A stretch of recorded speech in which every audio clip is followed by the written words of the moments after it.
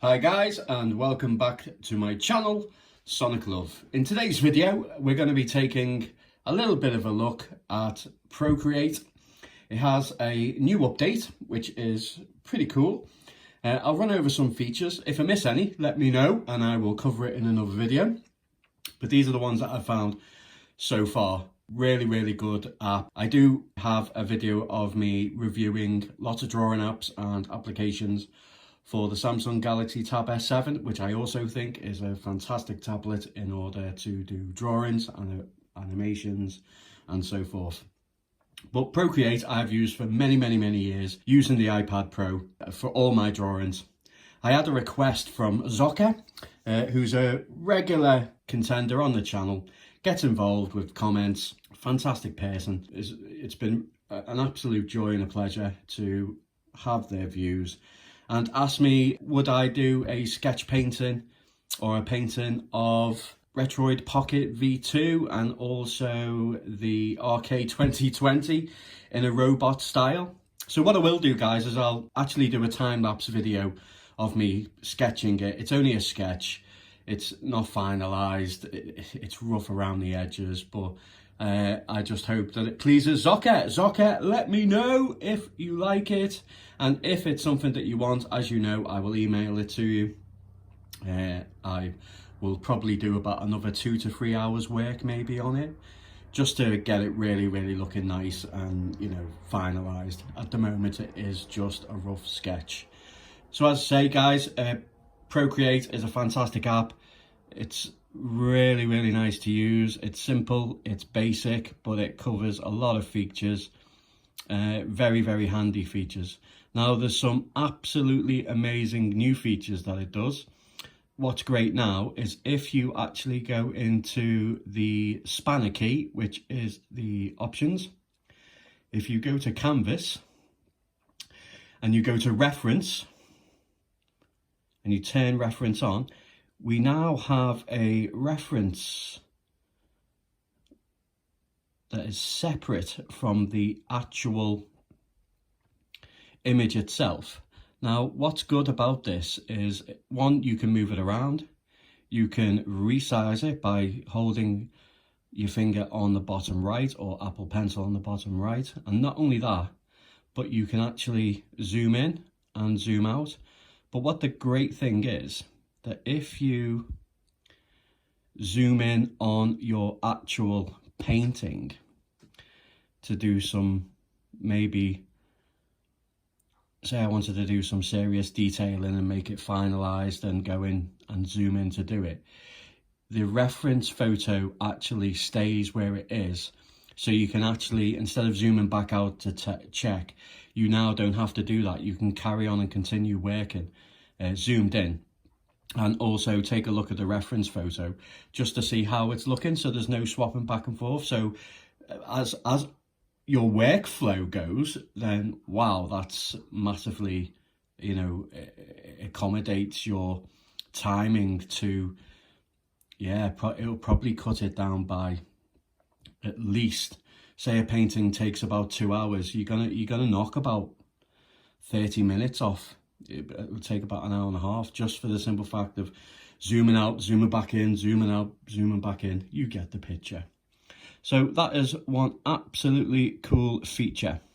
So we also have image. So when we click on image, we can actually import any pictures, which is absolutely fantastic. So say, for instance, if you're doing a portrait and you need a reference photo, now it's so easy to do. Instead of having 2 screens and 2 separate tablets to do so, or maybe using your phone and you don't really get much detail in, that this option now is absolutely fantastic. Another epic and cool feature, which is really spectacular, is face. So when you click on face,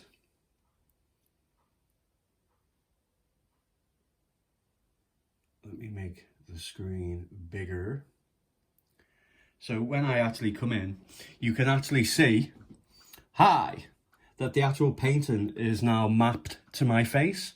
So that is really cool. And if you hit the options button, So if we go to options, we can go to full screen mode. So then you can actually speak, talk, move your head. Do you know what? It absolutely feels like I'm Andros, the boss from Star Fox. Now, how cool is that? Absolutely fantastic. I think there's going to be so many of, social media is just going to be pinned with this to death. You can literally come out of full screen. So I just think that's a really cool option. Great to mess around with. It's just really, really cool. You can actually record it. You can do lots of things. So that's one of the main features of Procreate X5 or 5.1 or whatever you want to call it. Other features are, it now has Scribbles. So say for instance, if I want to add text, but this just doesn't happen on Procreate. This happens, even when you're browsing the internet. So it's not really a feature. You do have to update to iOS 14 to get this feature. But personally, I don't really use it. But I know there'll be a few people out there that will like to add text. Maybe if they're doing thumbnails and stuff. So let's add text. So now, as you can see, we have the little text bar. Let me zoom in a little bit more on that. So there is the text.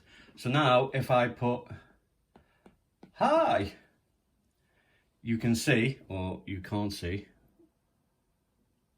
Now you can. It just says hi. So if you put a line through it, it highlights it and brings up a lot of options. You can cut, paste, select, and so forth. If you do a little bit of a scribble, it then deletes it and so forth. So that's a cool feature. I found that it can be a little bit more of a hindrance than what it was before, but it's something that you get used to. It's because it's new, not used to it. So when you get used to it, that's pretty cool. So on the side of drawing applications wise and brushes, I'm not really seeing much of a difference really. The update is really for, text. There is some cool features that are in layers features. So if we go to canvas, you now have the ability to, if you go on the layer, let's take references off. So now you can actually add an image to your layer selection, and once you've done that, you can actually set it to private. So if you're not very good at sketching, or you want to get good at sketching and you're good at painting, you can then kind of trace over the image, but when you record the image through time lapse, it's not actually going to show. So it's a good way to cheat, but I don't personally do that. But as I say, I normally paint on just one layer. These are just what I've used for the purposes of this video. But yeah, there's some really, really cool and interesting features. If you get a chance to mess about with it, it's absolutely fantastic. If you're looking for a drawing application, and you do have an iPad, then it's highly recommended. Procreate is absolutely fantastic. So what I'll do, guys, as I say, I will leave this at the end of this video. I will put in the time lapse of me doing the Retroid Pocket 2 robot for Zocker. But I just wanted to go over a couple of features really of just what I think of the new updates.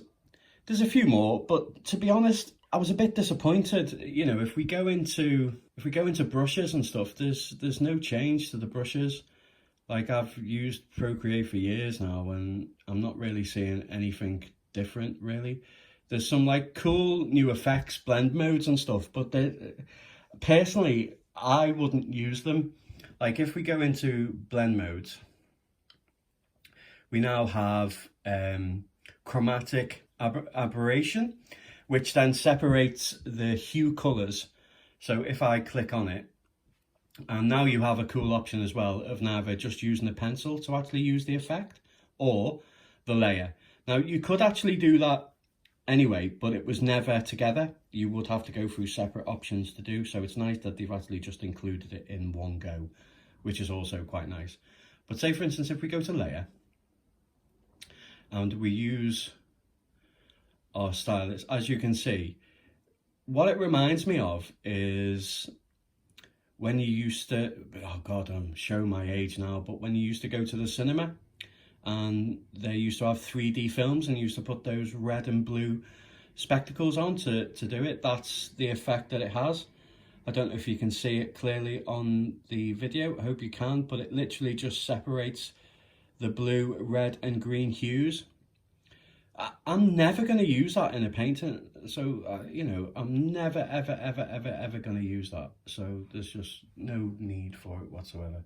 Maybe somebody will, who knows. We've got halftones, so in the layer itself we can go full color or we can go with halftones. Same principle. We can literally, it just adds like a retro feel to it. So this would be good, I'd say, for old school comic book effects maybe. But again, I'm not really going to use it. It's not something that I will use. And that goes to every single one that they have. Now, they've got glitch. Same principle again. It's like a TV glitch. I don't know if you can see that, but it adds a little glitch effect. You can change the strength, the size of the blocks and so forth. You can zoom in. Like, you know, it's all right. But again, why would I want to ruin my painting to show it off? Yeah, I just don't. Maybe if you were doing a little TV in the corner and you wanted to like put a little overlay of like glitchy stuff, maybe. But you can just paint that yourself, you know. Bloom. So bloom itself, it literally does exactly what it says. It just, all the brightest part of your image, it blooms it. Now this is good for like neon effects and stuff like that. So if if you're working in a dark atmospheric painting and you want some neon lights and stuff, then that's really going to shine. But as I say, it basically just bleeds everything out really. It's too, you can use it a little bit.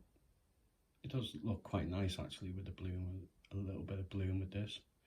So I may just use that, but again, that's probably the only one that I'll probably use. That's it really. Everything's just the same. There is a few other couple of features, but again, I'm not really that bothered with them, to be honest.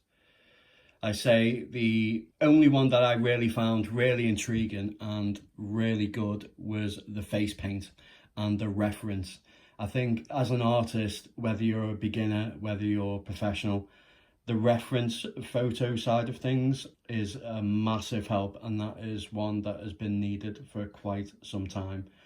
I think the options of having the effects on the brush, even though they were already implemented, but having them side by side when you click on it, whether it be layer or brush, and have it in one place is also cool. The shortcuts are the same, but they've added a little bit more onto it. But as again, it's nothing spectacular, guys. But overall, again, vast improvements. But as I say, for painting wise, I'm not really seeing much difference in the blending. I'm not really seeing much difference in the algorithm that they use for the brushes themselves. I'm not seeing a change. It doesn't feel any different. I could be wrong, but as far as me drawing and sketching and painting, I'm not really seeing that. But they're just some of the features, new features that are in Procreate 5. I just thought I'd go over it, guys, just in case that you haven't seen it yet. Thanks, Zocker, for giving me a chance to paint a beautiful robot. As I say, guys, it is just a sketch. I will do a couple of hours Zocker and tidy it all up and get it looking nice. But yeah, as always, guys, give it a like if you liked the video. If there's anything more that you want to see on Procreate, if you want to see some more, like maybe in-depth tutorials of how to use them and what to do, or maybe even just drawing tutorials in general, I'd love to show you some of my techniques and what I use. You know, I always paint on one layer, guys, so yeah, I'll leave a couple of paintings in there at the end as well if you want to check them out. I love retro gaming, as you know, and just having a chance to do a little bit of a robot using the amazing emulating handhelds that we such love from China in the channel.